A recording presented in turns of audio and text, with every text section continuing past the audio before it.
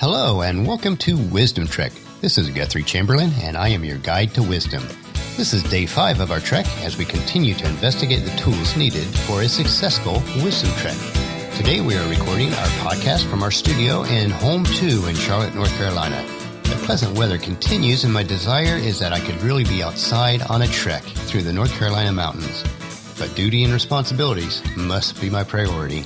If you'd like to know more about Wisdom Trek or me personally, please go to wisdom-trek.com/about Wisdom Trek. We are continuing to consider the tools or equipment that we need in order to ensure and enjoy our Wisdom Trek. On day 2 of our trek, I challenge you to visualize your life as a wheel or bicycle tire, with love being the hub of that wheel and the remaining tools or attributes are the spokes stemming from that perfect round hub. So far, we have inserted the spokes of joy and peace.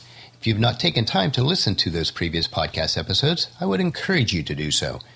During the first 2 weeks of our podcast, the nuggets of wisdom that we will consume will build on each other and lay out the foundation of living an abundant life while we're creating a living legacy.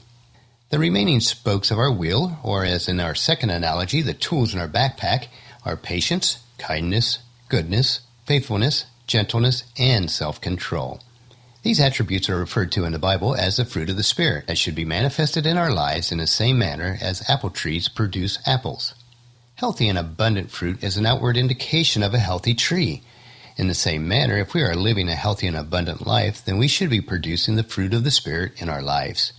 I grew up on an apple orchard, and an interesting aspect of producing a healthy crop of apples, or any other type of fruit, is that it requires that the less healthy branches be pruned from the trees so that the healthy ones can utilize the available resources, which will allow it to grow, to thrive, and to produce more abundant fruit. In the same way, we need to continually prune the less healthy habits or practices in our lives so that the healthy habits can grow strong and more vibrant, and that way we can live a life fully and create a living legacy. Today, we look at the tool, the spoke or attribute of patience.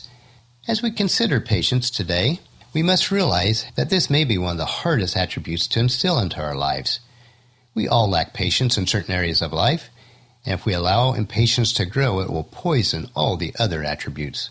The lack of patience may manifest itself while driving, waiting in line at a store, or with ourselves as we are attempting to some task or obligation that is not going as planned. I have certainly been guilty at times of being impatient in all these situations, and I continually have to guard against it. I know this may sound harsh, but impatience boils down to selfishness.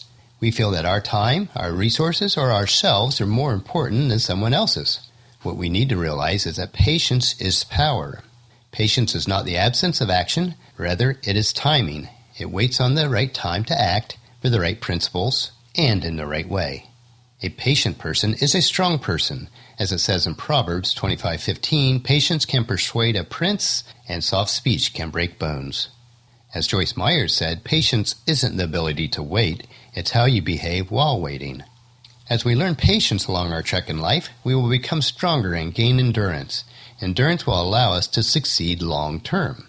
Using our trek analogy, if we're going to hike up a tall mountain trail, it would be foolish to think that we would succeed sooner by being impatient and trying to sprint to the top.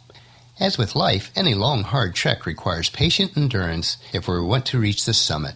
Jean de la Bure put it this way: there is no road too long to a man who advances deliberately and without undue haste. There are no honors too distant to a man who prepares himself for them with patience.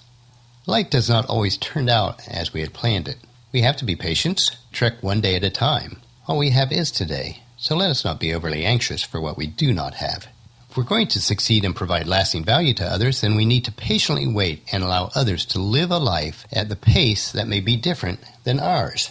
We all have strengths and weaknesses. Yes, I know I do, and so do you. Our weaknesses may cause others to be impatient with us. So as it is written in Ephesians 4:12, always be humble and gentle, be patient with each other, making allowances for each other's faults because of your love. One of the hardest principles to implement is to be patient with ourselves. So much of our frustrations in life and with others is that we are impatient and really upset with ourselves. Or it may be put, be patient enough to give yourself a chance to have something real. Don't let frustrations have you rushing into things. If you desire to make changes in your life, To gain more patience, we have a free PDF resource called The 5 Steps of Becoming More Patient. And those 5 steps are: why are you impatient? Writing it down, overcoming impatience, seeing the big pictures, and stepping back. It lays out a plan to assist you in recognizing when and why you are impatient, with some easy steps to follow to overcoming the obstacles or triggers. Also on the PDF are 12 tips and 2 warnings that will help you to become more patient. If you're interested in a copy of this, please go to wisdom-trek.com/resources to download your free copy. Using our wheel analogy, today let us make sure that our spoke of patience is securely fastened along with peace and joy into the hub of love. Let us consciously place the tool of patience into the backpack of love. It is very difficult to be patient with ourselves and others. But if we have the fertile soil of love in our lives, and we are pruning out the negative habits, then we can learn to be more understanding and accepting of situations, others, and ourselves when they are not as we desire or expect. Every farmer knows that they can't sow and reap on the same day. There's a timetable for your harvest that requires both working and waiting. Patience is a small price to pay for what you'll receive. So take one day at a time, for today is all we have. That'll finish our podcast for today. Tomorrow we will inspect the tool or attribute of kindness and how it can dramatically impact the lives of everyone we meet. Please check into camp tomorrow for another day of Wisdom Trek, creating a legacy. I encourage you to leave a discussion topic, comment, suggestion, or question in the comment form on wisdom-trek.com/day5 or email me at guthrie@venturescg.com.